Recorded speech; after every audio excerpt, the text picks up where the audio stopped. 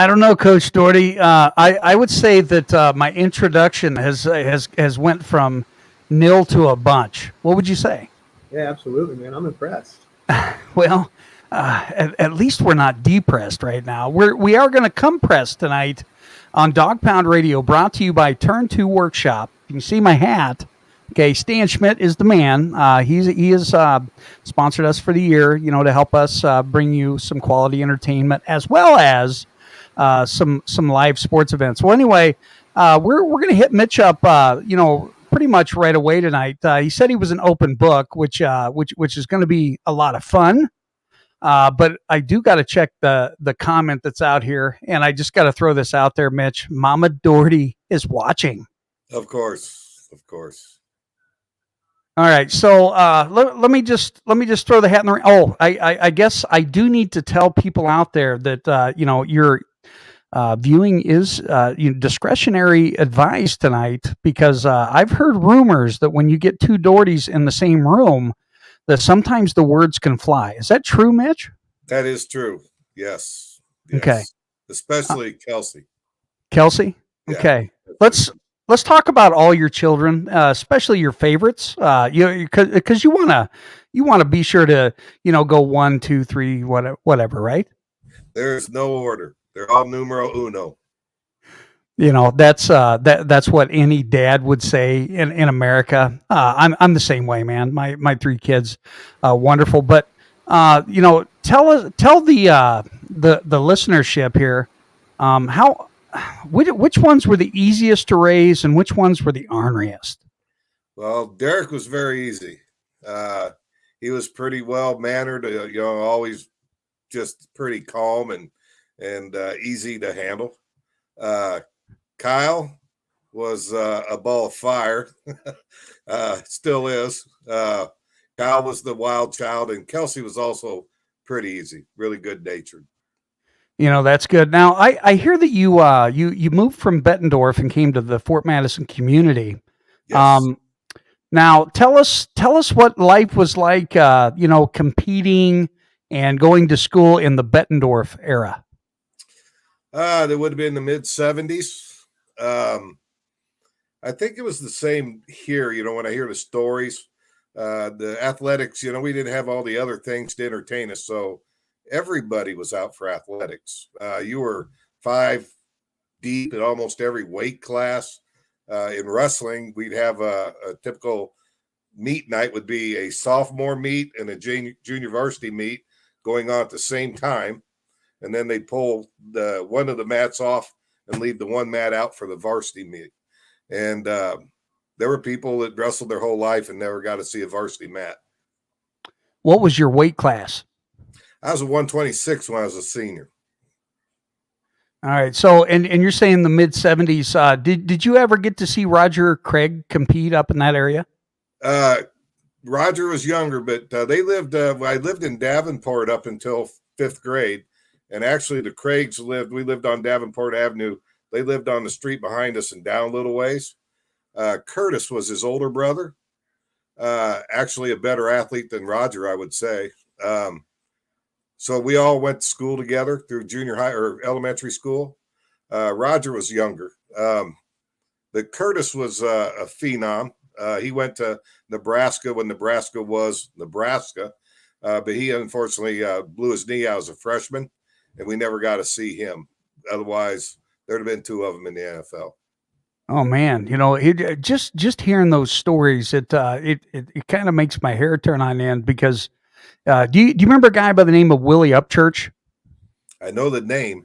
Okay, he played for the Denver Broncos. I got to watch him on one of the last Indian Hills Community College football teams there in Centerville, way back in the '70s. So, just hearing those stories, man, it gets me excited about that sort of stuff. But so, why the move to Fort Madison? We've always had family here. I was actually born in Keokuk. We lived in Donaldson. So we went to Keokuk for the hospital. And then before I started kindergarten, we moved to the Quad Cities. So I was there up through high school. So tell me the truth. Is it Keokuk? Keokuk? or Keokuk? Well, they always make fun of the L in their Keokuk, but then you got to spell it out to pronounce it correctly. Yeah, Keokuk. 100%, 100%. Now, I live in Donaldson, so I kind of I understand it. And what's crazy is throughout Lee County, even in varying areas, they mispronunciate Keokuk and Des Moines. I Yeah. don't get it. Yeah. Dee Dee, how do you say Des Moines? Is it Des Moines? Des Moines. Okay. All right. So now with the fun stuff, you ready for this? Oh, Okay. yeah. All right. Say you're independently wealthy, which you already are. Okay. So say you're independently wealthy and don't have to work. What would you do with your time? That varies with age. And now that I've gotten older, I don't think I'd be looking for all the razzle dazzle anymore. I think I just want to enjoy family and friends. Okay. Dee Dee, do you want to answer that one?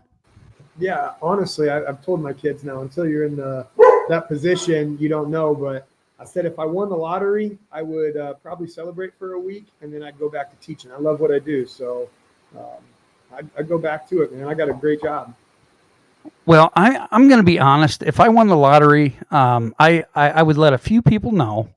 And I would let your son know, Mitch. I'll just throw that out there. But I think I would disappear into the void of existence. I'm just throwing that out there. But so Fort Madison. So you're used to Lee County and what it has to offer. A lot of times we get a bad rap, and it kind of pisses me off. And I did say a bad word there. I did tell them a little bit earlier, but it kind of ticks me off that the people talk. Because we get a bad rap. You agree? I don't know. I guess I just don't really care what anybody else says. And I don't really listen to anybody. I haven't had anybody say anything to me. When I go home, or I still call it home, Quad Cities, even though I've lived here many more years than I lived up there now. All my friends knew they always had family here, and most of them have been here multiple times. So they never say anything. Otherwise, I don't really hear anything. My common joke was when I'd work, I still work, but people, when I'd say I was from Fort Madison, they'd always give me the look, and I had to say, hey, get out on work release till sunset. They always knew that the pen was here. I find Fort Madison to be, or even Lee County to be particularly remarkable because I've always been a Southerner in Iowa. Do you agree or disagree, guys, that we have our own slang in Southeast Iowa, or is it just Coach Banks slang? Go ahead, Derek. Yeah, you hear people, you meet people throughout the state and even the Midwest, and they do say we talk a little bit different, but yeah, it's normal to us. Yeah, we're accused of having a bit of a drawl. Yeah, I met a couple friends in the Air Force years ago, and they said that I sounded like I was from Texas, and I said, "No, man, I am not from Texas." It's crazy to say the least. Now, Mitch, you've obviously got to experience Coach Smith throughout his entire career, the entirety. What if you could look back at 3 times when you thought Coach Smith was going to lose his crap and get in big trouble? Can you give me those 3 events? Well, which night are we talking about? It could be any night, but you can only come up with 3. To me, Ryan's always a very composed guy. I mean, when he's mad, but he never acts like he's going to go AWOL on you. He's got a look that is, you can't mistake when he's mad. And I've seen the officials get the look. I've seen different people get the look over time, but he's always very, very controlled. I mean, he's a sharp guy. I know Dee Dee has shared this story a couple times with me, but he's never shared it with the public and our listenership. Dee Dee, let them know about the time when you didn't know whether or not he was serious when he told you to leave the mats. Yeah. Well, when the eye's twitching, you know that he's for real. But when I was in high school, we didn't wrestle very well one night, and he came in and we were all circled up, and he said something along the lines of, "You guys obviously don't want to be here, so get out." And he went into the locker room, and we were all sitting there kind of scared, and not kind of, really scared. And one of our leaders, Adam Reed, said, "All right, let's get up and start running." And we got up, we started doing our warm up, our jog, and he threw open that door and he said, "I mean it, get out of here." And I swear, probably the fastest I've ever ran, and my teammates as well. And every door that they could get to, they were out. I mean, kids were running out into the parking lot. They still had their wrestling shoes on. They were just trying to get the heck out of there. So he's scary when he can be scary. Mitch, I'm just going to throw this out there. I saw him get excited, and I saw a little bit of that old school coach, at half times this fall, and I've seen it a few times, in the weight room and stuff. But I get kind of excited when the old coaches get excited. I mean, now let everybody know what coaching was like when you were training in the wrestling room. We had Frank Freeman was our head coach. I think him and Pick were brothers from other mothers. They had the same exact attitude. Smitty's a lot like that. I mean, old school discipline, hard work, creates reward. So we used to come down here all the time and wrestle in the freestyle tournament. And I could still remember we'd come down as a group from Bettendorf. A bunch of us would jump in a car. We'd usually stay at my grandparents' house. My grandparents would take care of all of us while we were here. And we'd be down there in the mats, and here come that grumpy old Fort Madison coach, old Coach Pickford, yelling to everybody, "Get off the mats, get off the mats." It became a standing joke, get off the mats. And I always thought, what a growly guy, but he's a lot like Freeman was. And so then all those years later, not that many years from that point, I end up down here, and then Derek and Kyle get old enough, they're in there, and I end up getting to know Pick and love the guy, just loved him, And then Mike behind him, Mike Riley, just as much. Loved Mike Riley. And now you got Smitty. Love Smitty. So I sit there knowing that Smitty's hanging it up now. Those are three huge pairs of shoes somebody's going to have to fill. I mean, there was never a lull in that program. So they've got their hands full, but Ryan's leaving them with a good nucleus to work with, I'm sure. Three coaches in how many years, Dee? Was it 75? 64. So it was 59 when Pick resurrected or brought the program back. And from what I read, it was like part boxing before that too. So they box and wrestle, which is kind of cool. Yeah. Mitch, have you ever boxed? No, only in fun. Unofficially. Unofficial matches. Yeah. So you're talking bare knuckle brawl type boxing? No, we had gloves. Gloves. I have a cousin that's just a ox of a man, Pat Rooney. You know Pat? I know Pat. We'd box out in the Argyle gym with the Peasley brothers and all them. And Pat, you could have a lot of fun with. You could just kind of peck at him, and then you'd sting him. And I always said, I think I've told Derek this, his eyes turn black, and he looks at you, and everybody's running for the opposite side of the gymnasium because you don't want to hang around in there when Pat gets mad, But that's my only boxing experience. Well, I can tell you, I had the pleasure of coaching with Pat for 7 years. He was on the Central East staff when we made the playoffs there a couple years in a row, and I saw Pat's eyes turn black about 3 times, and I was like, "Oofta!" And this guy's freaking beast. Yeah, he is. He's a moose. Oh my goodness, and he was a heck of an athlete in his own right, correct? He was. He was a great football player, and then basketball. He was actually a very good basketball player. They used to love to put him underneath the rim because he'd clear the whole place out. I can only imagine, man. Just good Lord. Bringing up Pat is amazing. So, I mean, as far as your family, most of your family live down in this area. Lots of cousins, lots of relation. Yeah, well, they're kind of scattered now. My mom and Pat's mom are sisters. There was 3 girls. And Charlotte, she lives in Well, she lives down in Florida now. They didn't grow up well. Charlotte didn't raise a family around here, but um, I mean they're all from here. They're all from the Donaldson area. My grandfather originally built and owned the grain elevator in Montrose, and then sold it to Hunnels that way back when. He was a Lee County supervisor for quite a while. He bought the ground that then developed Country Club Lane. So Oh, he had the first house at Country Club Lane. So he developed all that after he retired when he sold the elevator. So that's when they moved from Donaldson to Fort Madison. And so, yeah, I've always been around here. I always knew that I was going to come down here. I love the pace of this versus the Quad Cities.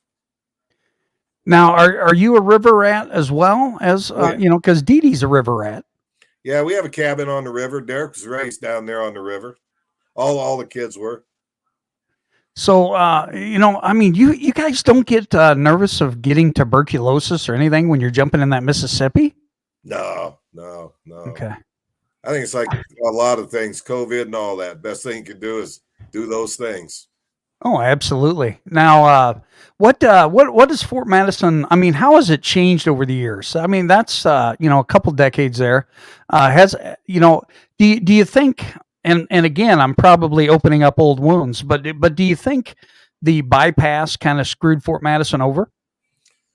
No, I don't personally. I mean, I remember we were just talking about the other day when Schaefer's was still open when I first moved down here, 2-lane highway. When they get off work, you probably dealt with this too. Forget getting through Fort Madison for an hour or so. It was just a traffic jam, just a monster jam all the time. And then when they went to the 4 lanes, that really helped a lot. And then of course Schaefer's closed. But all in all, I think it cleaned things up personally. I kind of like the bypass as well. Traveling to Burlington because it doesn't take you an hour to get from Keokuk to Burlington now, right? I mean, whereas it used to seem like that. It kind of reminds you. Here, I'll just throw it out there because you were born in Keokuk or whatever it is, and frankly, why on earth do you need a stoplight every freaking block for 14 blocks straight? Oh, he locked up. You did lock up. Doggone it, that was a great I, question. I do agree with you though, man. That's a miserable drive down there. Well, while we're waiting on your dad, I'm sure he'll pop out and pop back. But there he is. I'm back. There he is. Okay. Did you get my question? I can repeat it if you need to. Maybe he's not back. Okay. Doggone it. And I'm sure it was going to be a good response, Coach.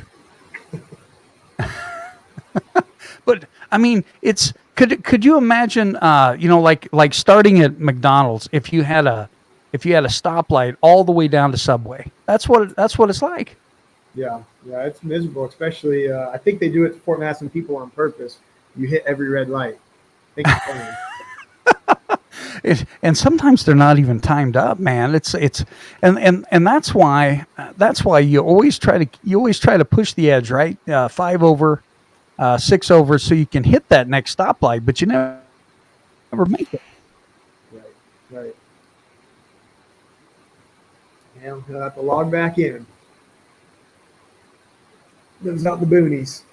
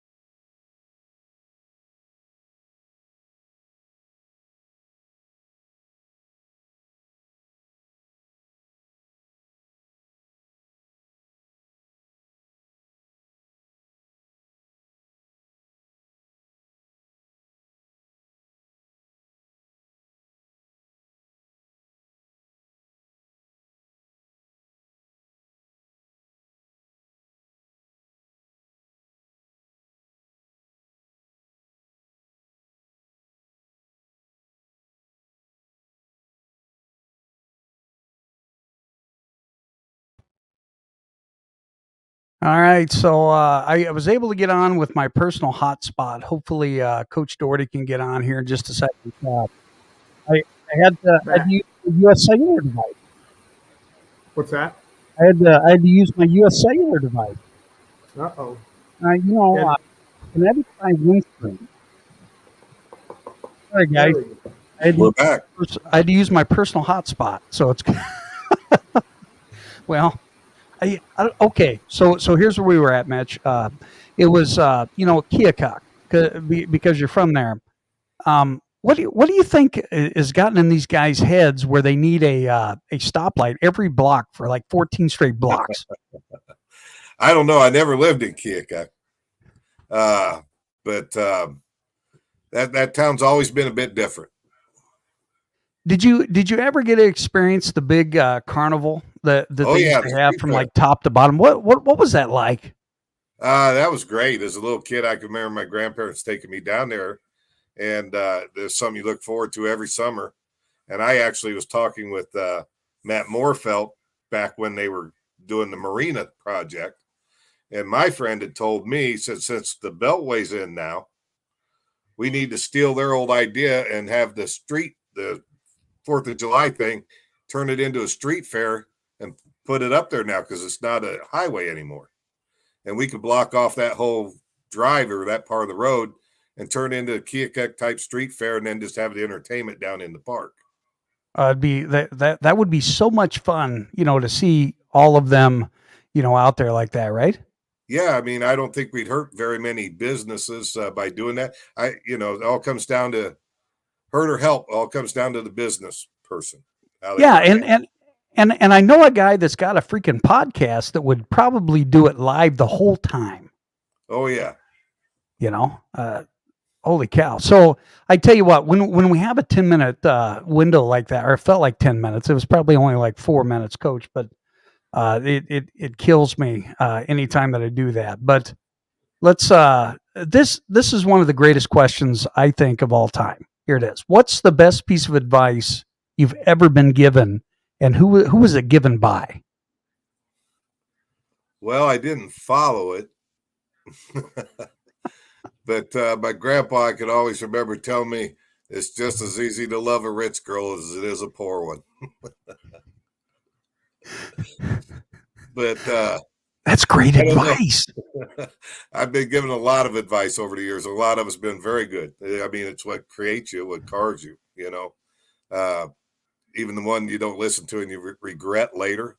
Those are the things that'll make you. The craziest thing is when I was going to college the first time years ago, right after the service, my dad said, "You need to get into computers, Chuck." And I was like, "Oh, computers, Dad, computers aren't going to be squat. I don't need to do that crap." And now I look back and I'm like, "What have I done?" Yeah, I deal with that daily now. Um, with the younger reps, we go into places and I watch them get on the keyboards and just rattle it off. And I'm sitting there and I always tell them, I said, hey, in the mid 70s, no guy needed keyboard skills. Only people needed keyboard skills were women that were looking at becoming secretaries, those type of things. We took typing, but the typing teacher was my wrestling coach. So got an A, never even learned how to type because it wasn't a mandatory class. And what guy was going to ever need it? Now I wish I would have paid attention. Yeah, you bring up a good point, and maybe that's what some of my second semester history kids probably didn't learn a bunch because I was their coach. Yeah, okay, never mind. I'll that's the past is the past. I'll let it die. Right, Dee Dee, can you answer that question too? I think I've forced you to do that before. Yeah, I mean, I think a lot of it just depends on the day and the situation that you're in. But I love those commercials. I can't remember who it is, but stop you from sounding like your parents. And it's funny because I was thinking about it today when I was thinking about this. I was shoveling and how much I am like my parents now, and the things that I say and the things that I even demand of my athletes and the big things to me. And it's all because of how I was raised. So I can't just narrow it down to one piece of advice, but A lot of the things that I say and I talk to my athletes about, it's coming from my mom and my dad. Now, Mitch, who was the biggest disciplinarian? Was it you or Julie? Without a doubt, it was Julie. could There could that. Oh man, so she's like swatting them with the wooden spoon, and you're saying afterward, you're like, yeah, you can go uptown, it's okay. She'd get after them, and I'd run out the back door. It sounds like my life now. Anyway, it's funny. Dee Dee, would you agree? 100%, yeah. Because usually when we had family meetings, my mom would call them, and she'd be laying the hammer down, and my dad would be behind her making faces and making fun of her. She'd turn around, "You're next." Usually stopped him. So Mitch, we kind of opened up a can of worms here. I want to know about these family meetings. What were they like? They were usually called when things have been getting a little loose around the edges, trying to instill some discipline back in the household. And it was always those kids acting up. It wasn't me. And I'd have to sit back there and listen to them, get it. And she was a drill sergeant in a lot of ways. She actually was the disciplinarian. I mean, she put them in marching order pretty quickly. So who got the most wrath? Which kid? Kyle. Kyle? I'd say Kyle. Yeah. He had it coming. He had it coming. He had it coming. Now, out of the twins, which one was the oldest? Oh, how did that go? I think Kyle was going to be the oldest, but since he had a C-section, it ended up being Kelsey. Ooh, so Kyle's the baby like me. So I didn't get in as much trouble as my older brother like him. Which that's interesting. Well, I know Kyle learned a lot from Derek. When we lived downtown, we could have a month-long program of some of the stuff that went on down there. But I can remember sitting in our house one night, Julie and I were watching TV, and I go, God, it sounds like somebody's just walking on our ceiling, our roof. And she's like, no. And I'm going, no, can't, no, nothing's going on. So a little while later, we got a knock on the door. It was a police officer. And he asked us if we'd heard any kids out running around in the neighborhood outside our front doors. Now, right away, I'm knowing something's gone wrong, but I'm playing dumb. And I'm going, no, we haven't heard a word. He goes, well, one of them threw a water balloon and got me in my open window as I was driving by. And I knew right away it was going to be one of those two guys upstairs, but I just kind of had to lay low. Which one was it, Kyle or Derek? Wasn't it Kyle that threw it? It was both of us. Okay. But I can see Derek now saying, "Hey man, you go down for this, and I'll get you. I'll take care of her." Is that what happened? Oh, I'm sure it did. Yeah, for sure. Kyle. He wasn't very smart. That was the problem with it. Like a lot of times he would, he'd get caught somehow. And then if he didn't, he'd rat himself out because he'd be so proud of what he did. He still does that to this day. Yeah. Kyle he would just tell you. He'd just flat tell you what he'd done. We used to laugh because we'd get him up at the cabin and he'd drink pop and he'd get that caffeine buzz going and he'd just tell on everything he'd ever done. And then when he's getting in trouble, then he turns around and starts ratting out Derek and Kelsey. Yeah. I can remember, it was a long time ago and I got my brother Joe in trouble. I was young. I think I was 10 or 11 and I go up on the hill and they're in their tent up by the pond. And I said, "Hey Joe, what are you doing?" And I noticed they were drinking Budweiser. Okay. So Joe says, "Hey, we'll give you a drink. You just can't tell mom and dad." So I took the drink and I went down and I told mom and dad. Well, anyway, so yeah. Anyway, I kind of caught the blunt of that later. It's crazy. Now, do you so you remember the drive-in days and all that sort of stuff too, right? Oh yeah. Where were the drive-ins around here? They had one drive-in that sat right out there on the west end of town. They just cleaned up that whole area by was it Dollar General or whatever out there. that whole area back in there, that was the drive-in here in Fort Madison. They going to put in a new one? No, I don't. The ground's for sale. That's all I know. It's not quite big enough for a Walmart, right? No, it wouldn't be. Yeah, it's crazy, looking back and that sort of stuff. Now, watching your kids participate in sports and grow up in Fort Madison and get the education that they did, what do you think that you looking back on all those positive experiences and some negative experiences, because it's not all lollipops and rainbows, right? But what memories really stand out when you look at your three kids coming through the Fort Madison School District itself? There's just a ton of memories that stand out, with each one of them as an individual. The thing that I think enjoyed the most, not only their successes, and they had their failures too, we all did, but it made them jump back up, pull themselves up and get better, was that they were able to do that because of the coaching and stuff they had around them. I thought that I really enjoyed the closeness of the teachers to them in the classroom here versus the Quad Cities.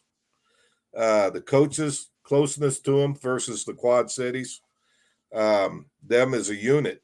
The school wasn't near as large. The classes weren't huge like we had. It was just a tighter circle. And I always really sat back and just kind of admired that, because I can remember going to watch Kelsey play softball in Burlington. There's Mike Riley leaning on the fence, watching. And then a year or two later, she's done and she came back to visit. She was in school in Iowa City and walked up, and once again, Mike's leaning against the fence. And I think that's what she had her first tattoo on her calf, and Mike got on her about her tattoo. And I just remember kind of sitting back laughing, but at the same time, I thought that was just so cool that Mike Riley, knew her still, talked to her, and treat her like she's his own daughter, and pick the conversations leaning against the wall in the wrestling room I had with him, where I just can't ever replace him, So yeah, I enjoyed everything they did.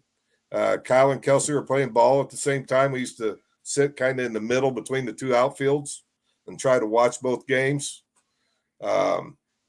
Just busy times. It was a lot of busy times. Now, my wife and I, with my oldest, we always chose to sit out in the outfield because I kind of had a loud mouth, and I would kind of yell at the officials and the coaches and stuff like that. You couldn't even imagine that, right?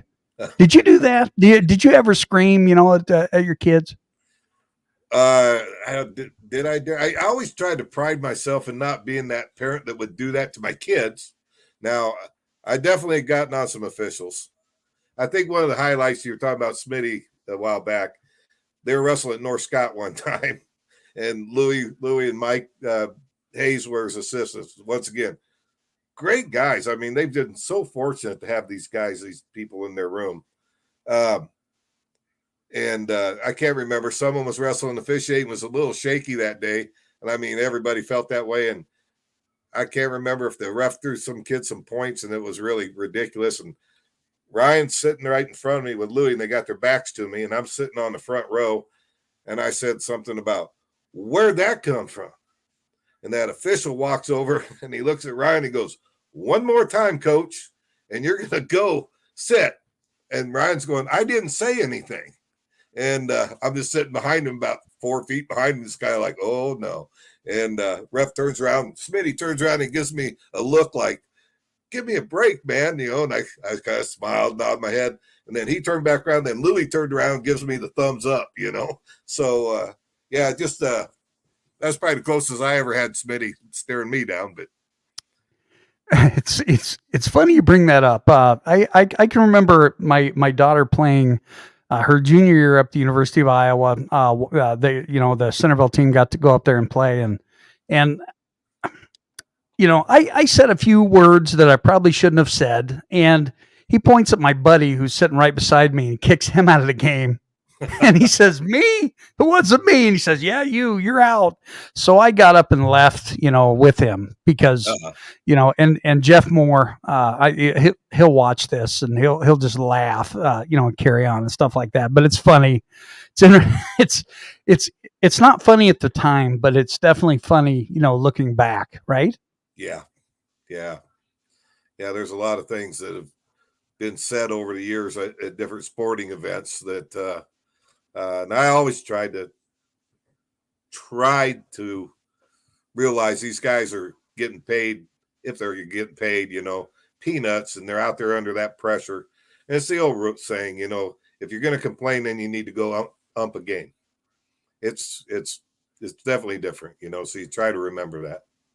Now, did you have any football games this past year where you might have been upset with the other team or the officiating? Yeah, I have a short memory on a lot of these things anymore. I try not to dwell on them for long periods of time. I can honestly say, of course, after the Keokuk game, everybody was cornering me, wanting to know. And where we sat, we were right there by the Keokuk side, up there on that little terrace thing. So I basically got to hear verbatim everything that coach said. And I was surprised he was in there as long as he was before he got tossed, to be honest with you.